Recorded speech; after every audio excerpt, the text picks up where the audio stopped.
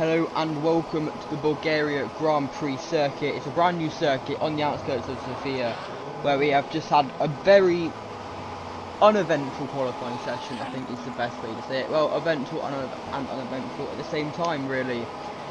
Yeah, it is wet, very wet here in Bulgaria. Anyone still out on track? We've got a few people. Here is Lewis Hamilton, who is not on a lap. He is slowing. He's not got sort of a front wing. Yeah, basically it's that wet. No one really has gone out to set a lap. As you can see, only 4 people have set a lap.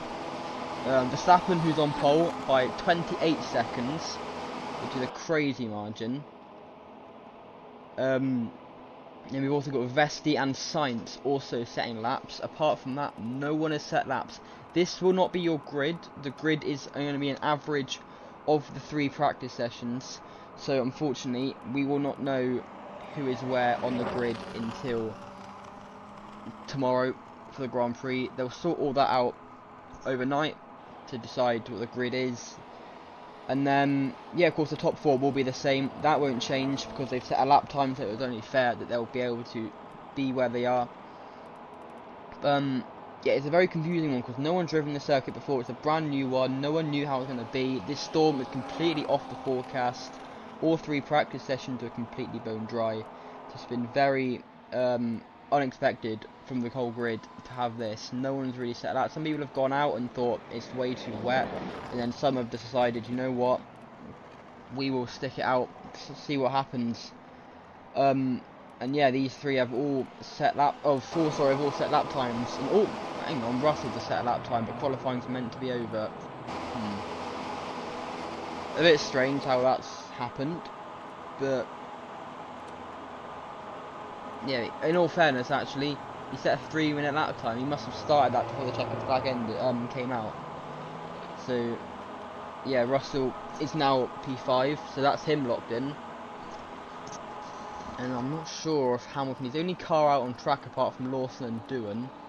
Where are they currently? Actually, we're not even actually live. Let's quickly, I don't know why we're 20 seconds behind, but let us pop it on live, and then we'll see where the 3 cars currently on track are. Can they lock themselves in to a grid position?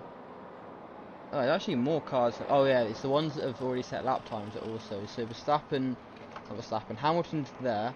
He's going through the final sector now. They're all going quite slowly. I think Sainz has set a personal best. He did, but he stays 4th. And then I'm not sure how they're able to set these lap times because the qualifying should have finished. But, yeah, Hamilton, will he set a lap? Let's see what happens. Let's go on board. I'm going so slowly. They just damage imitation of what it is, really. Hamilton will stay out. Let's see. Lap time is going to be P5. He goes ahead of Russell. Hamilton with 2:53.566 to go 5th. What about the other 2? We've got Lawson and Doohan. Lawson going through the final section now. Then it'll be Doohan after that. Let's see. Will he stay out? Will he lock a lap time in? He stays out. Let's see where he will be on the grid. Liam Lawson, it will be nothing special, but it could be, it's P6, so ahead of Russell as well. And now it's this Jack Doohan. Where's he? Going through the final chicane. It will be, drum roll please, could be quite a good lap. Could put him, actually no, I don't think it'll be much. Might put him ahead of Lawson. It doesn't. It puts him 7th, but also ahead of George Russell. I'm not sure. Oh, they've extended qualifying because of the weather. They've extended qualifying, and Russell's on 3rd. So now George Russell in 3rd, and no one else, it looks like, is brave in these conditions. So it will be the top 8 all locked in, and then everyone else behind won't be able to set a lap because, yeah, that's basically qualifying done. Verstappen, he crashed earlier on, so we'll get a replay of that. He's the pole sitter. So we'll watch his pole lap, and then we'll see what happened to him. Here's his crash. Let's just speed up a little bit. He goes past Mercedes, I think that was. Let's see, on board, it's turned in way too early, spins it, very lucky to not go on there, that's so bumpy, and then hits the wall, and that wasn't what ended it though, because he tries to continue with not much of a car left, and goes onto the grass, smacks the advertising board, smacks the armpit, almost flips over again, and then spins, loses another tyre right here. Yeah, that's what happened to Verstappen, that's why he is crashed out. But now, we'll watch his pole lap. He only set one climb lap, and this is it. So, going towards turn 1. I haven't got corner names, we have corner numbers. Turn 1, flat out, and you brake for, when it goes off the track actually. This is his pole lap, by the way. Turn 1, you brake halfway through it really, missing the curb, and then turn 2, flat. Turn 3, another flat left-hander, where he crashed later on in the session and goes off again. It's not the first time he went off at that corner. Into turn 4. And turn 5, another flat out left-hander onto the straight towards the hairpin for turn 6. Turn 6, 7 complex. This one got the hairpin, hit the apex. It's very wet. He's the only driver to be on wet, so obviously it was wet.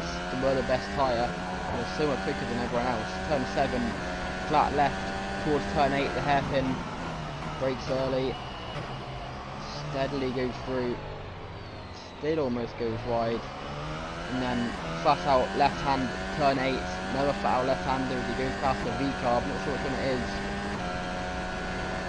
This is turn 9, sorry, flat out turn 9, and then turn 10, another hairpin, another right hand hairpin.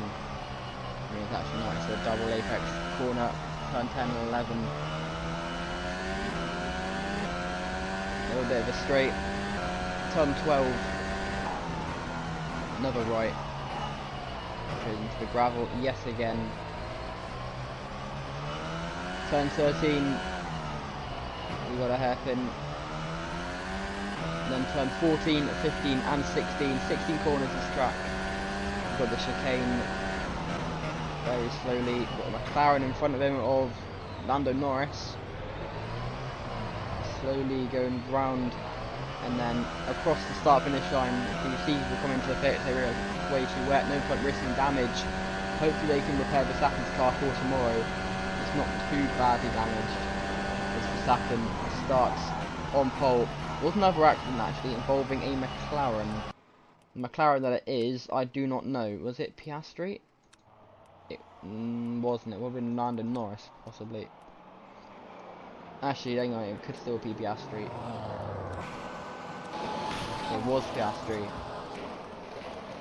So we'll see what happened. So he's coming out the pits, and unsighted really is the only way to put it because of how wet it is. I'm surprised that even that session happened, as Verstappen comes charging through them, smacks the wall.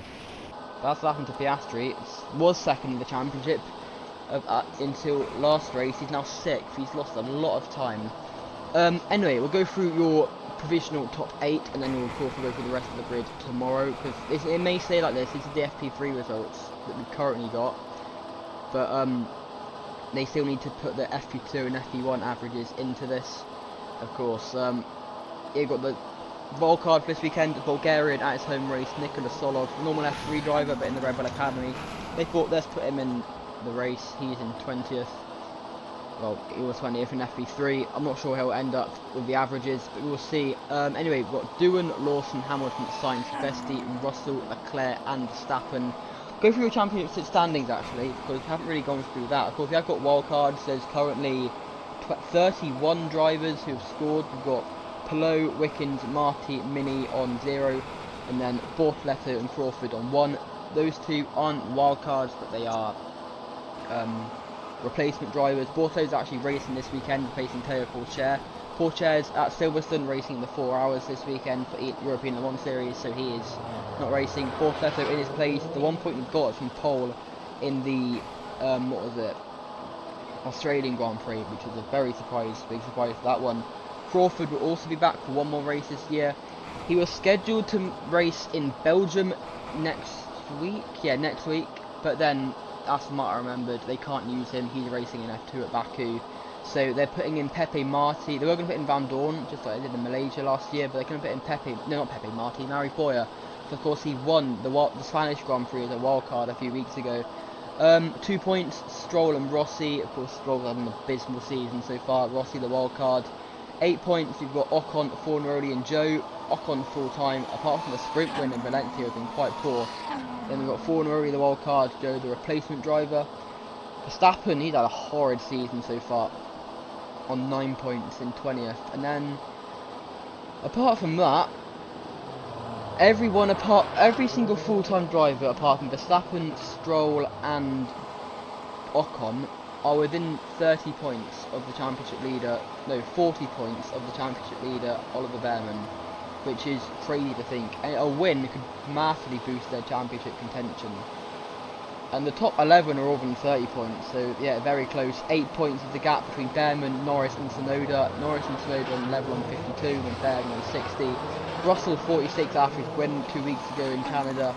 And we've got Doohan on 41, Piastri 39, Gasly 38, Albon 37, Antonelli 35, Sainz 33, Leclerc 31, Vesty 29, and then just so on. It doesn't really matter that much. But yeah, that's going to be it. The race is at 1 PM tomorrow, 3 PM local time. There is a bit of rain schedule, so hopefully it's not this bad. We'll see what happens then. See you then.